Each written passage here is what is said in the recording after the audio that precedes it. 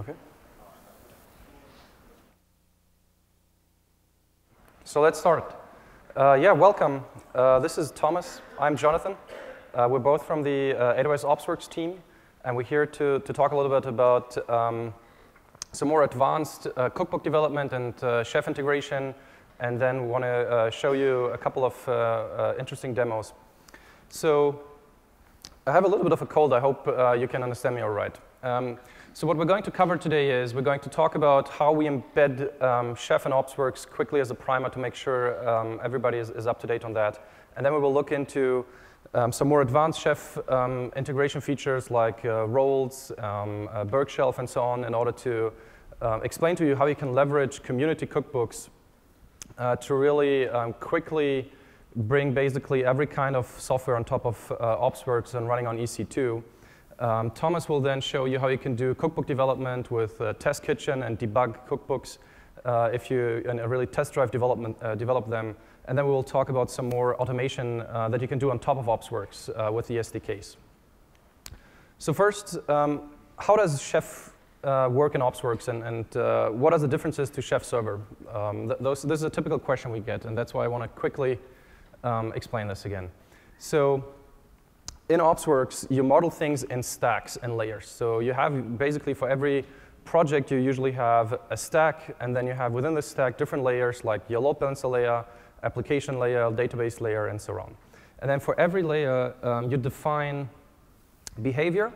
And OpsWorks has like two kind of components that take care of the actual provisioning on EC2 of this, and then of the actual on-instance integration. And for the on-instance integration part and the provisioning run, we use Chef.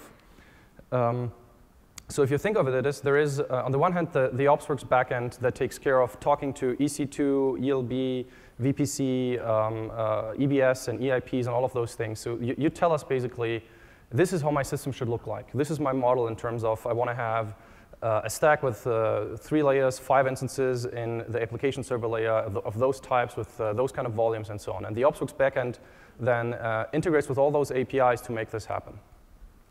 Once you actually want to do something on a machine, on an instance, we're talking to the OpsWorks agent, which is a piece of software that is running on your instance and managed by us. And that is doing the actual Chef run. So what we do in the backend, we generate the command that is embodied in JSON, and we'll talk a little bit about this in a moment. And then we send it down to the instance. The instance is then executing the actual Chef run. And then it is uploading the log and the status run and sends it back to the backend system. So the backend in the UI, for example, you can now see, oh, the Chef run succeeded, the deployment worked fine, and this is the output. So this is how we integrate. If you look at it and compare it with a typical Chef server setup, then it's slightly different. So both of us, we use the actual client execution engine, so Chef client in our case, we run it in 0 mode. The big difference is the backend. So in Chef Server, you usually have Chef Server with the Chef Server APIs, of course. In OpsWorks, we have our own backup, our own backend that is a highly available, highly reliable system that, but it doesn't implement the Chef Server APIs, right? We generate a JSON, we send it down to the machine, and then we execute it locally. That has a couple of implications in terms of the integration that we're going to talk about.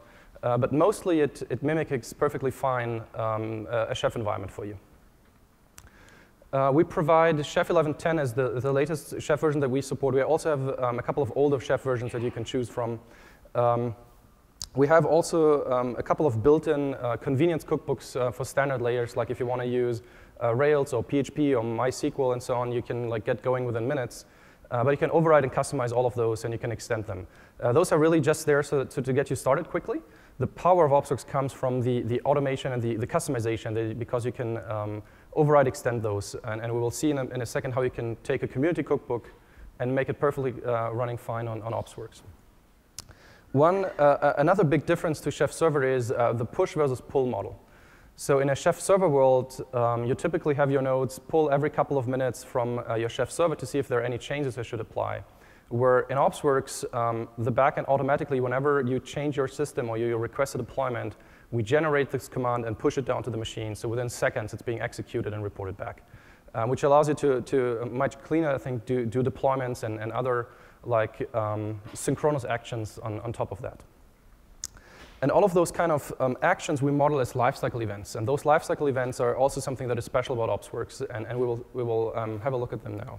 So OpsWorks has 5 kind of lifecycle events, and those are the general types of commands we generate. We generate them whenever something happens, and then for all of those, you can register your own chef recipes to run. So let's look at the first one. The first one is called setup. We generate it whenever you first provision a machine. Like you tell us to please boot a machine for me. We provision it on EC2, we boot it, and installs the agent, and then the first thing it does is it executes this command. Usually you would install your dependencies on software here, like you would install Apache and PHP if you have a PHP web server. You would install Tomcat and Java if you have a Java web server. So the things you want to do once at the initial bootstrapping. Then once the server is done with that, there is the so-called configure event. And that's very interesting, in my opinion, like the most important one, because that really allows you to do orchestration and service discovery, so to speak, right? So what happens is this fires whenever there is a state change to your system, like you're bringing in a new instance, or you're taking one out, or an instance died and is being replaced. So whenever like this is my system, this consists of those many servers, if that changes, either because you explicitly changed it or because auto-healing, auto-scaling kicked in, we fire this to all other machines in the same stack. So they can now respond to this and say, okay, do I need to respond to this state change? Like a trivial example might be you're booting up a new application server. Hey, the load balancer should know about this and start serving traffic to this. The database server maybe should add an ACL allowing this application server to connect. So usually you use that to make sure all my configuration is up to date. Like my application server needs to still use the correct database. Like I discover within this recipe, or within this event, I run recipes that make sure my database configuration file is up to date, or my the config file that tells my web service where is the API of the backend service to use. Like what is the IP address of the load balancer, for example. And in the end, you can really discover all the machines within this, and that's how you usually use that. And we will look at a couple of examples on how to use Chef Search together with that in a second. The next event is called the deploy event. So that is fired when you explicitly deploy your software via the UI or API or CLI. It's also part of setup, because usually, as a customer, you want your application server to be up and ready and deployed when it boots. So that can sometimes be a little bit confusing. So it's included in the setup event. And you can, of course, customize this to do your own kind of deployment. So OpsWorks has a couple of standard ways to deploy, like pulling from a Git or SVN source, or taking an artifact from S3. But you can, of course, take your own recipe that does an rsync call, or fetches something from FTP servers or whatever. Then there is the undeploy event, which is probably the one that people use the least. It's generated whenever you delete an application and there are running servers that have this on it. So basically, you pull it back from the app, from the server. So imagine you have a handful of application servers. You're running a couple of different PHP web apps on it, and then you're deleting one of them. So you want it removed and from all of them. Yeah, usually not very often used, but still, if you have that use case, very usable, of course. And the last one is the shutdown event. So we fire this whenever you terminate a machine. We don't immediately terminate it on EC2. We actually generate this lifecycle event to the machine, and we tell all the others that this machine is no longer part of your system. So that machine can now like do things like flush any file systems before you actually terminate, or tell, for example, if you have some kind of mesh network, tell the other nodes that you're no longer available, or like make a EBS snapshot before you actually terminate, and so on. So this is a very useful one, especially for if you have like stateful servers.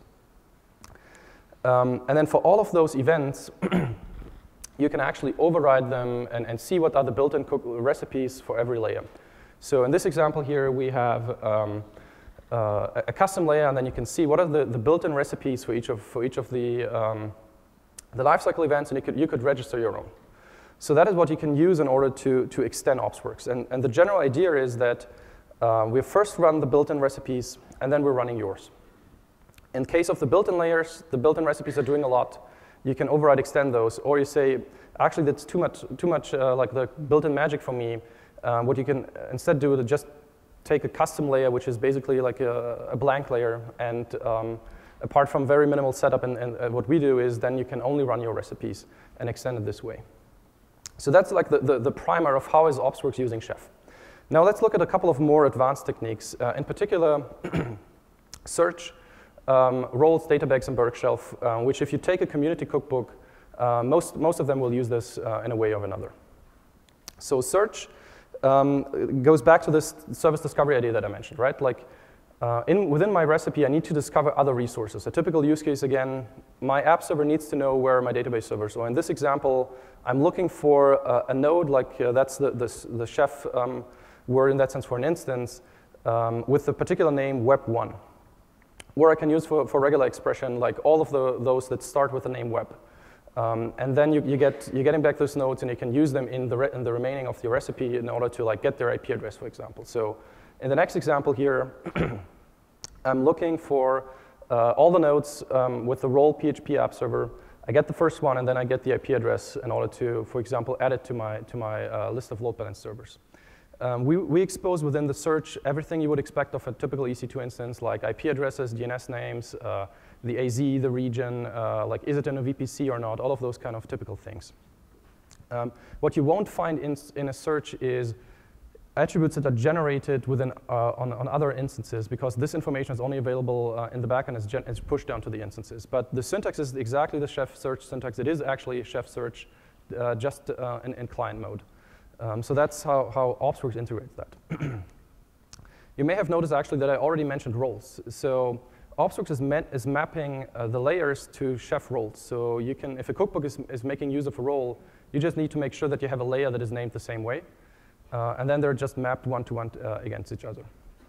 So in this case, we're taking the built-in PHP app layer, and it's exposed to chef search as a role. So all your PHP app servers will come up if you look for the role PHP app server. The other thing that people usually use with community cookbooks, or in general with more advanced cookbooks, are data bags. So the idea is I have some information, and I don't want to have it stored in my cookbook because probably there are some like credentials in there.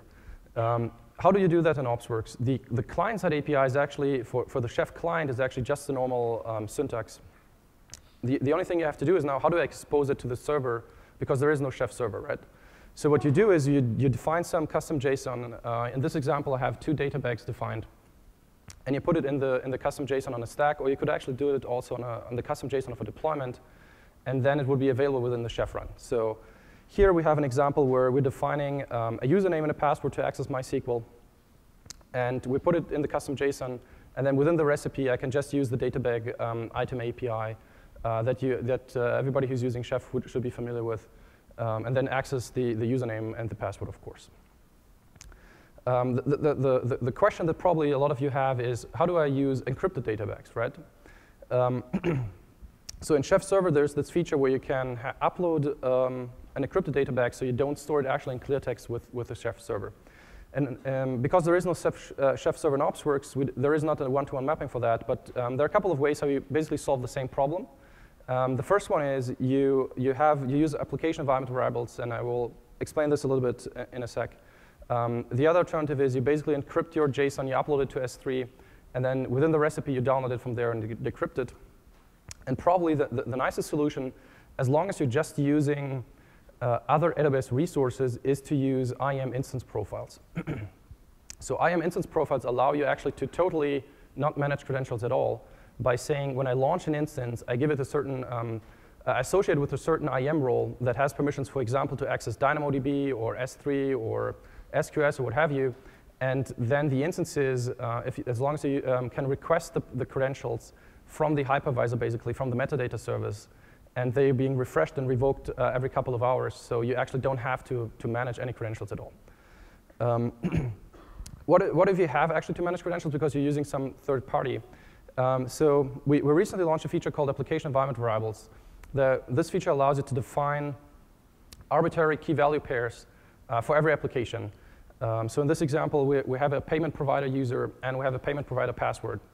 I actually marked the password as protected. That means that it's a write-only value for the API and UI. So I can only write, I can never retrieve it again via the API, which is fairly useful for like critical things like passwords or any credentials. And then they're exposed as environment variables for the application. So in this snippet, I have a Ruby application, but the same holds true for all application types we support. And within the custom recipes, you could also access this too, of course. And it's exposed as environment variables. So I access the environment hash here to get the payment provider user and the payment provider password, and then I can pass this to my payment gateway class, and this can use this to make authenticated requests to my payment gateway, for example. Another important integration with Chef is Berkshelf. OpsWorks supports Berkshelf. If you tick a certain setting on your stack, you basically say, I want to have Berkshelf be managed by OpsWorks, which means if you have a Berksfile in your custom cookbooks, OpsWorks will recognize that and then do a Berkshelf run before it does the actual Chef run. We support basically any Berkshelf version there is, because you can freeform define it. We ship a couple of precompiled versions just to make the installation faster. So we have precompiled versions for the latest stable versions of Berkshelf, but you can use any version. What will happen is that once we check out your cookbook repository, we recognize there's a Berksfile, we run Berkshelf, so all your dependencies will be pulled down, and then we will do the actual Chef run. So a Berksfile has a config file or a source file that defines what are your dependencies. Especially if you're using community cookbooks, this allows you to not deal with all their dependencies and the dependencies of your dependencies and so on, and make sure you're pinning the versions of what you use. So this is a little bit more complicated example where I first define the API to use. Probably for the majority of you want to use the official Berkshelf API, but in theory, you could use your own private internal API endpoints that are only available within your VPC, for example. And then I'm defining I want to use the APT cookbook. I want to use some cookbooks in a specific version or a Git branch or a specific tag and so on. So Berkshelf lets you really pin down the dependencies. And the cool thing is it will download them and then download the dependencies of your dependencies and so on. So you basically just say, oh, somebody already wrote a cookbook for that particular problem. I want to use it in that version and make that a use. So let's do exactly that. Let's go to the Chef community site. Called Supermarket. Let's look for Jenkins. Jenkins is an open source CI server. And if you look closely, they have the instructions on how to use it with Berkshelf. It's probably hard to read for you in the back, but what it basically says is, put this in your Berksfile, and then you can actually already have the cookbooks available and make use of them. So what do I need to do if I want to use Jenkins with OpsWorks? The first thing is you need to create a custom cookbook repository where you put this file in. The other thing is you need to create a custom layer. In this case, I called it Jenkins master. And then you need to define what should it do, right? And what should it do is it should run the Jenkins master recipe. So this recipe is within the Jenkins cookbook that I pulled down. So the guys who wrote the Jenkins cookbook, they defined the recipe is called master. And so I add this to the setup lifecycle event of this layer to say, whenever I boot a machine in this layer, please run this recipe. And this recipe happens to install Jenkins in master mode for me. We will see in a couple later on of how this actually works, and we'll look at a couple of live running Jenkins servers. Before we do this, I will hand over to Thomas, and Thomas will show you, okay, now that we use a community cookbooks, how do we pick it up from here and develop our own cookbooks and debug a cookbook if there are any issues? Thank you very much. So, hi, I'm Thomas, and I will talk about the cookbook development part. So as Jonathan said, we build up on the Jenkins community cookbook, and what we actually find out, this is not enough, because that community cookbook hard codes Jenkins to be running on port 8080. And let's assume you're on a conference and you actually want to have access to your Jenkins server, and you're not really sure if that port is open on a conference wireless, right? So you want to have some proxy in front, and that's what we're going to do. So usually, if you develop a cookbook in OpsWorks, you probably start having something already, or you start from scratch and you implement some basic version or a change. After that, you push your change to S3 or wherever you pull your cookbook from in OpsWorks. And then you either stop an instance if it already was running and not working for some reason, and you start a new instance. And when that instance setup is done, you go for the logs and check whether it's finally doing what you want. The problem is that workflow is not very, very fast, right? It takes a couple of minutes to go through that workflow, and that can be really tedious, especially if you make as many typos as I do. So you don't want to do that. You can be a teeny tiny bit faster if you don't stop instances and start instances again, but you actually call the update cookbooks hook we have in OpsWorks. So this just triggers an event on the machines that is not part of the standard lifecycle events. So you can, outside of the lifecycle events, trigger any other kind of events or subset, or run any subset of recipes on any subset of instances. So you would just kind of do the update cookbooks on your machine and then re-trigger a special event or trigger a special run list. So that makes your process a little faster, but in the end, it's not like it's not snappy, right? So for that reason, there's two workflows most people use. One is developed directly on that instance, and the other one, which is a little better even, using Test Kitchen, I will explain. So how to develop on the instance. You log into the instance, you SSH to your machine, and what you have there is, if you're root, you have access to the opsworks-agent-cli, which is a little wrapper around our agent that allows you to run specific commands on the machines. And one command would be listing the last events that were triggered on the machine. So if I would put in opsworks-agent-cli list, it would retrieve me the latest events that have run on the machine, and you see the timestamp when they have been run and what kind of event that was. So you see like kind of standard lifecycle events like setup, configure, execute recipes is like kind of one out of the lifecycle. So like one specific action you have triggered on the machines, deploy, and 3 configure events after that. So you probably like kind of dig into one of the events because you found out like kind of your configure is not really working. And what you can do then is you can also use the client or the opsworks-agent-cli to get the JSON that was the input to that lifecycle event. So you can figure out what was the input because probably that input should have been handled different or something. So you can figure out what happened on the machine, and then you would actually go and do the dirty work, and you would change into AWS Ops Works current, which is the folder of the current agent version that is running on your machine. And inside, you have a couple of folders, and the interesting one for you is the site minus cookbooks, because this is the one, the place where we put your cookbooks you specify in OpsWorks. So you would change into that folder and do a change there. And after you have done that change, you would use the CLI again to rerun, for instance, a setup, or you would rerun a specific timestamp of an event. And what you would see immediately on the machine is, and that's a nice part, so you don't have to wait for logs to be uploaded and all of that, you would immediately see the agent working and taking that JSON input from that specific timestamp and rerun the recipe. And so you would figure out whether it, like kind of, if your typo is gone, if that actually is the fix, or your change really works. So as a recap, you just need to find the specific location. So AWS Ops Works current site cookbooks, there's where your stuff is. And then you do vim or vi or whatever you like to change your stuff on the machine. You would rerun the event. And if you're using Git actually, and not S3 for instances, you also on that machine actually could do git commit and git push and update your cookbooks.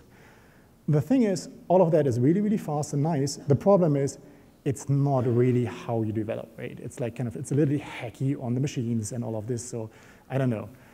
You probably have been in a couple of talks or have heard that before, infrastructure as code, right? So I think we can agree on that is true and this is what you should do. But every code you write for your application or your developers write for your application is like it has test. So you also should test your infrastructure if infrastructure is code, right? It makes all sense to test your infrastructure, but how? I picked Test Kitchen for that demo. There's obviously other tools out there. Test Kitchen itself is a test harness tool that helps you execute your code on multiple different platforms in isolation and always on a pristine environment. And because of that, the workflow for Test Kitchen looks like that. So it starts by destroying everything you have, right? So that you don't have anything that is somehow weird and changes like the behavior based on pre-existing configuration or something. It's a good thing to destroy everything in full. Then it creates that, that environment you're actually running your tests against. You don't have to run that against EC2 instances. You can also run that against Docker or Vagrant or different other environments. Then there's a converge step as the next step in the workflow, which basically does the chef run for you. And then there's a setup step in that workflow. That's not to be confused with the OpsWorks setup. It only sets up the test environment in Test Kitchen. And then there's the actual test that you run, so very late and all that, and that's the verify step. And after the test have run, Test Kitchen destroys all your machines again. That's a standard workflow. So how do you configure Test Kitchen? It's really easy. You have a YAML file you put in your cookbook, and then you select a driver. As said, there's multiple drivers you can use. You can run that against Docker, as said, and plain EC2 and so on and so on. And there's also different provisioners. Like for my demo and the very early draft we're doing on the Test Kitchen OpsWorks driver, we hopefully release soon, I actually take the provisioner shell, not chef. And you might be a little bit surprised about that, but I will tell you in a second why and how. Then I have to configure Buzzer. Buzzer is basically the framework around different test frameworks again, so that's nothing you have to remember or know. But basically, with Test Kitchen, you can run different test frameworks. I will use BATS, but you can also do server spec and any other test framework. And now we come to the really interesting part. You specify which platforms again against the test should run. So you can have multiple platforms in here. So I want to have my test of my cookbook run against Amazon Linux, against the older Ubuntu and the newer Ubuntu, to make sure that this is, for my company, works across all the operating systems my company is supporting. And then you define the suites, and you give the suite a name, in that case, really brilliant default, right? And you provide the run list, which you want to test. And what Test Kitchen now is doing, it is multiplying all the different combination of suites. I have one here, and it will multiply with all the different platforms you have provided. So how do we actually start that? You would go to your command line in your cookbook, and you would say, like, can I have kitchen test on your machine? And it will go through the whole life cycle, so destroying whatever you have, creating new machines, converging, setting up, run your test, and destroy again. As this then is, again, as long as the life cycle I've showed you before, you probably don't use that workflow and call kitchen test. You probably call kitchen converge or setup or whatever to get kitchen as far as this. So you have run your cookbooks on the machines, and then you write your test or change your test and only call kitchen verify. And the cool thing is about anything you run there or call there, it supports reg access. So you can say, I want to run kitchen verify Ubuntu, and it only would run the platform's Ubuntu, but not Amazon Linux. Or you can say kitchen verify client, and it won't only run the test suites that have client as part of their name.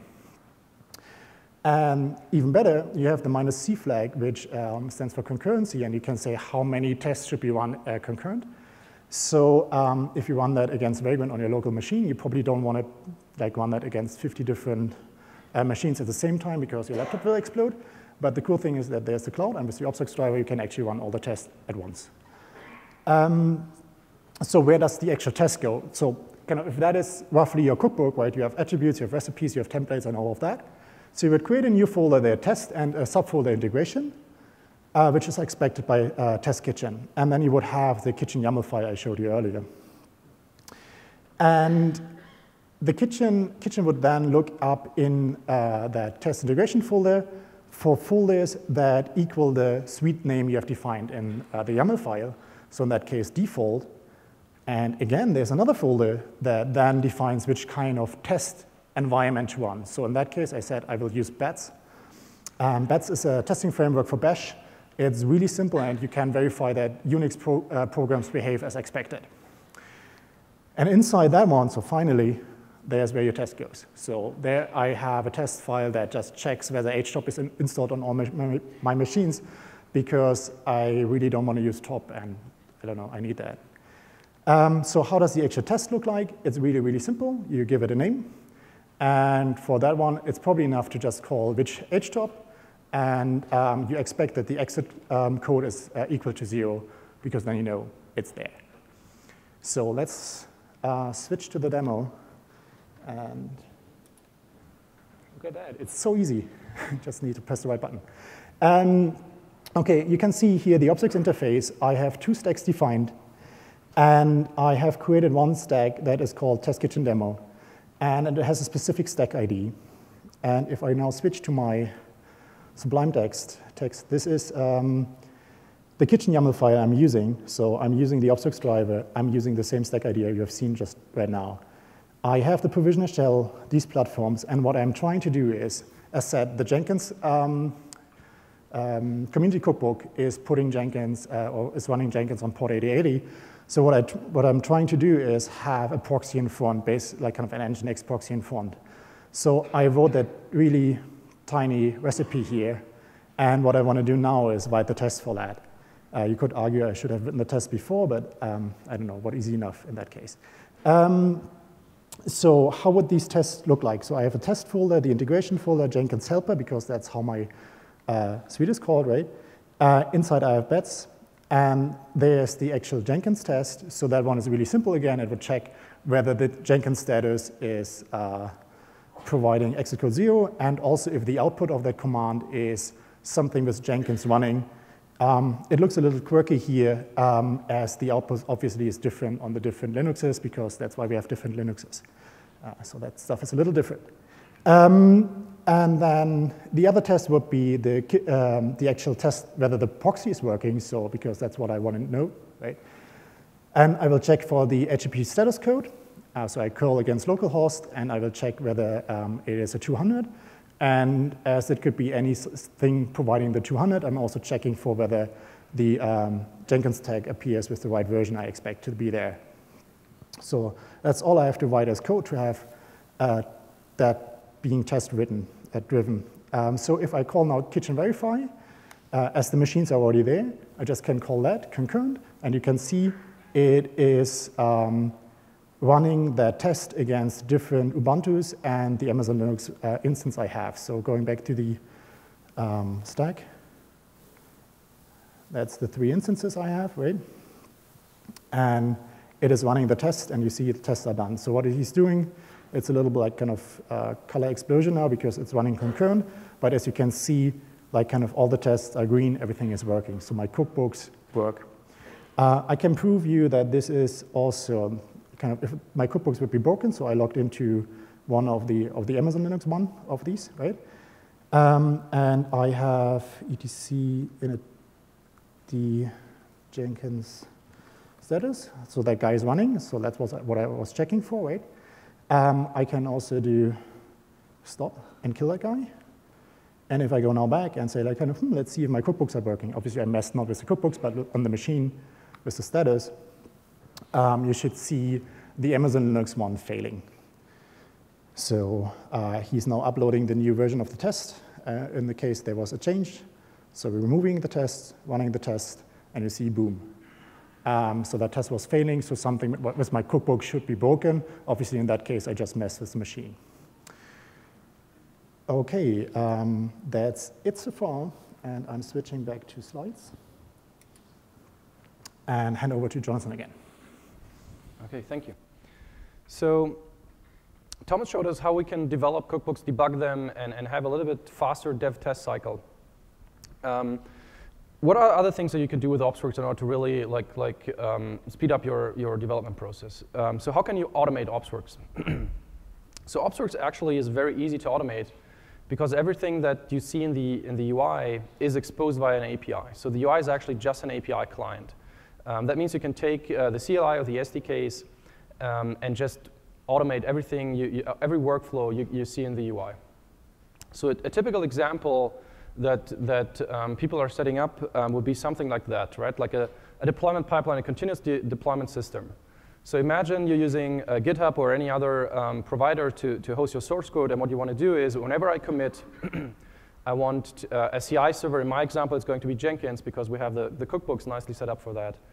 Take the code, run my tests, and if the tests are green, deploy to OpsWorks, and OpsWorks then takes my code and pushes it onto the EC2 instance. So how would you do that with OpsWorks? The ingredients are actually all there, right? So what I need is, I need this step from Jenkins telling OpsWorks, please deploy my code. So what I need is a small snippet. For this example, we chose the Ruby SDK, but obviously every other of the SDKs would work fine too. We removed a little bit of the code, but I will show you in a second the actual code on the machine. It's not a lot more than this, right? What we're doing here is It's part of the, it's being put in the machine as part of the chef initial provisioning. So it's actually a chef template. And you see that in the second line where you say own instance ID equals, and then there is some templating. That's a chef template that inserts the instance ID of the machine here, so that within the script I know, OK, that's my identity. Then I'm using the SDK to query what is actually the stack that belongs to this instance, so that I have the stack ID. And then I use the stack ID to query all the applications that are available on the stack. And I'm filtering it for the one that matches the job name. So this is something that Jenkins provides you as an environment variable within running a job, the name of the job you're actually running, which will map to the application name in OpsWorks, because that's how the cookbook sets it up. So once we have the application then here, we basically just do a deployment. Right? So we're calling the OpsWorks API, please do a deployment for this stack, this application, and then there is some code in between that I omitted that is filtering the instances to only show the instances that are actually online. You might also just omit that and deploy to all of them. That usually also works fine. And then I say I want to deploy, and I'm also adding a comment that tells, OK, this is the Jenkins build ID, again, provided by Jenkins, based on the commit, git commit ID, again, provided by Jenkins. So this script you would add to Jenkins as a deploy hook, as please run this after you're finished running the test. And then it would take my app and deploy it. Actually, if you're interested in something like that, you don't have to write it yourself for a lot of the typical CI servers. So if you're using Travis CI or CodeShip.io or GitHub actually also has a built-in deployment hook to OpsWorks, or Snap CI, or like something like Jenkins, like I just showed. They actually all have existing providers, so you can just, in their UIs, configure them to automatically deploy to OpsWorks after the tests are finished, or in GitHub's case, after every commit, you could deploy to OpsWorks directly. So this is one demo that I will show in a second. The other one is also something that you probably, if you have a large fleet of running servers, that is very useful. Is just think back a couple of weeks ago when Bash, the shell, had a big security vulnerability, right? Like you probably ask yourself, OK, how many of my servers are vulnerable, right? Do we have any instances that running an outdated version of Bash? Wouldn't it be cool if I had the ability to type a command, pass it as OpsWorks stack ID, and then get the output of all the instances, right? That sounds like a very useful feature. And you can actually very easily implement it yourself. So in this example, we have a small script called opsrun. You give it a stack ID, you give it a command to run, and it will show you of every instance in the stack the output. Again, the code is not too scary, I hope. We will see this live in a second. But basically, what we're doing here is we're retrieving the stack. We're getting all the instances in the stack. We're only interested in the instances that are online. And again, we're just using the public SDK with the, in this case, the API call describe instances of a certain stack ID. And then we're creating a deployment where we pass out this script that the UI that the CLI passed to us. And here we're just polling the API to say, please wait until this deployment is finished. And once it's finished, we're pasting the output on the screen. The only part that's a little bit tricky here is like, how do I execute the script and get the output nicely? We have like a very small kind of simple solution that works fine, but you can extend on that very easily. So what we have here is a cookbook that we're running in that case, where we're creating a script on the machine that is actually the script that you just passed. And then we're executing the script and capturing the output. We have some funny markers here to be able then to parse the output between and then display it on the screen, right? And that's about it, right? So let's see that in action. So if we switch back to our screen here, Thomas showed you that we actually have two stacks. So there is also this other stack where we use the community cookbooks to boot two instances and added a PHP server instance. So I have the Jenkins server here, where the Jenkins server, the layout actually is just running our community cookbook. So if you look on the recipes, we see that we're running the Jenkins master, and then we're running this Jenkins helper script cookbook that Thomas just showed you that installs the proxy. And it actually also installs this deployment helper And then we have a simple PHP instance with a PHP application. So if I go to the Jenkins server, there it is. Like we booted it before. Otherwise, we would be waiting a couple of minutes, and we wanted to spare you that. So the application already was auto-created and registered. And what I can do right now is I can go over to GitHub, and I can just make a change in the code. Let's do something like very simple, just to show that if I commit in GitHub, the change will be automatically deployed to the machine. So if I go to the stack and to my PHP server, like obviously this change is not there yet, but it will be in a couple of seconds, because Jenkins will now pick up this change. So probably we will see soon a build. As soon as Jenkins will figure out somebody committed to GitHub, Jenkins will pull the code, run the test, which are non-existent in my example, and then as soon as they're OK, execute the deployment. So the other thing that, let me just verify that everything worked fine. The other thing that I wanted to show is this remote command execution, right? So here we have the small ops run script that I showed you. I passed it a stack ID, and in this case, I passed it a small snippet of bash code that will evaluate if my bash shell is vulnerable to this security problem or not. Basically by trying to see if I can define functions with additional return values afterwards. So I'm executing this. What it will do is, again, it will create the deployment, we'll wait for the output, and then and look at the output. If I go now back to my stack in OpsWorks, I should see that there are now 2 deployments being executed. One is being executed by the kitchen user, which is the IAM user my CLI is using. And that is executing this, basically passing this code that we just saw. So it just created a deployment and passed this as the payload. And then the other deployment is Jenkins actually triggering the normal deployment. So this is Jenkins deploying to my PHP server. And you can see here the comments that we looked at, right? The build ID and the commit ID. So both of those deployments were triggered by the tools and should be hopefully done within a couple of seconds. The reason why the AWS user here is looks a little bit interesting is because Jenkins is using the IAM instance profiles that I mentioned. So I booted the Jenkins instance with a profile that allows it to use the OpsWorks API. So you can see here actually the EC2 instance ID of the instance that is running that is using the OpsWorks API. So let's check if the output is done. So if we see here that both of my servers are not vulnerable because they have already the security updates installed. If we look at how this ops run script looks like, as you can see, it's actually not a lot longer than what I showed you.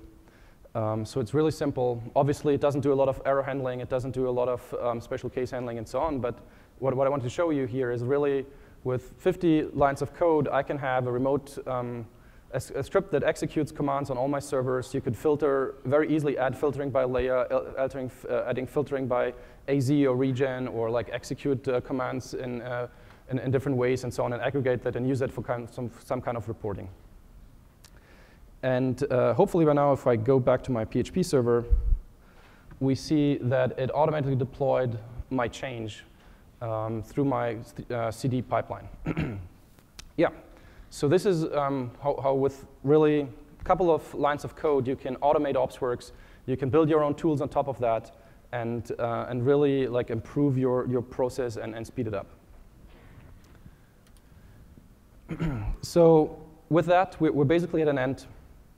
What I wanted to call out is that if you're interested in OpsWorks and learning more, there are 2 events tomorrow that you might be interested in. So at about 3 p.m., there will be a couple of our developers at the developer launch. So that means if you have any in-depth questions, if you want to like go with us through your architecture, discuss any particular things, feel free to just pop up, and we will be there. We will also be all day today and tomorrow and Friday, obviously, at the AWS booth at the developer, deployment and management section. Also, there is a talk at 4 p.m. tomorrow from the APOC and Phil's guys. They're going to talk about how they are using OpsWorks in production and we'll talk about their experiences and what worked for them, what didn't work, and basically convey their experiences. And last but not least, we of course will have a Q&A outside in the hallway. Also, you can visit us at the booth if you're interested. And please give us feedback.